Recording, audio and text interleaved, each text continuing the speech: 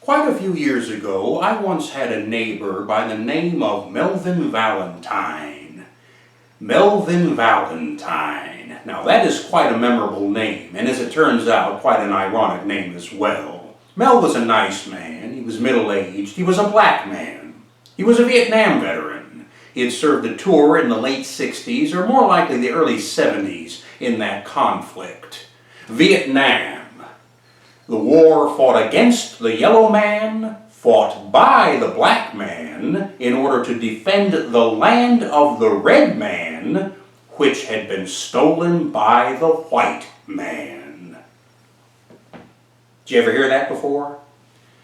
I remember when I came across that. It had been scratched into the cement of a sidewalk. Not too far from here, in fact. When Mel discovered that he had been drafted and overnight found himself over in Southeast Asia, he decided for himself, well, here I am. I might as well make the very best of this situation in which I find myself. And that is precisely what he did. And he did so by immersing himself into the cultures of the region, by coming to know the very people who he had been sent to police, possibly even to kill. Now, as he ventured from Vietnam to Laos and Indochina and Cambodia, he studied with ascetic monks and philosophers.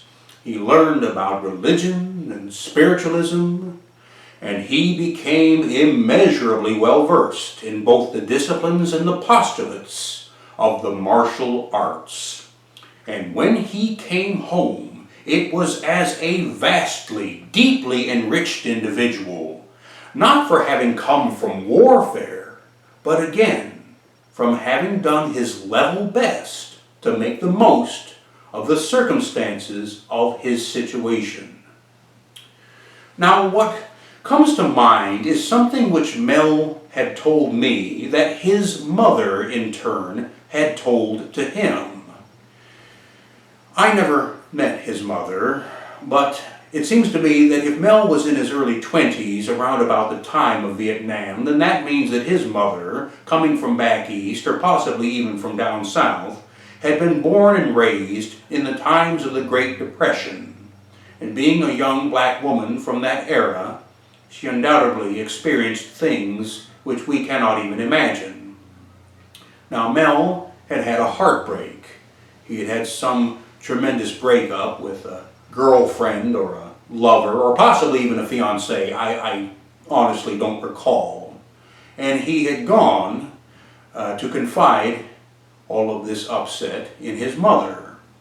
Now, as I say, I never met her. I never even saw a photograph of her, and yet I know what she looks like. I can easily imagine her countenance and her eyes. Worldly wise, weary, exhausted.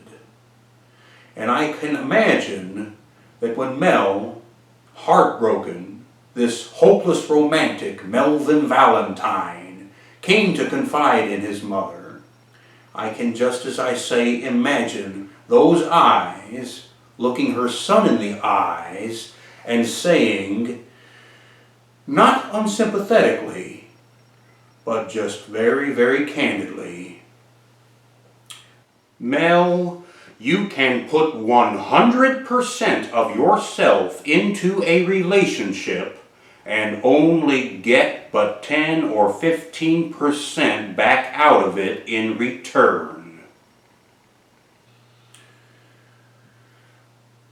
She was speaking about romantic relationships, of course, but she might just as easily have been speaking about any kind of relationship, a family association, a professional business, even a simple friendship, any kind of relationship between two individuals. But what makes it so chilling for me to sit here and recollect and recall to you these words, and what no doubt makes it chilling to you to hear them, is that we, the both of us, know they're true. Every last syllable of her words. They are the gospel, Simon, pure truth.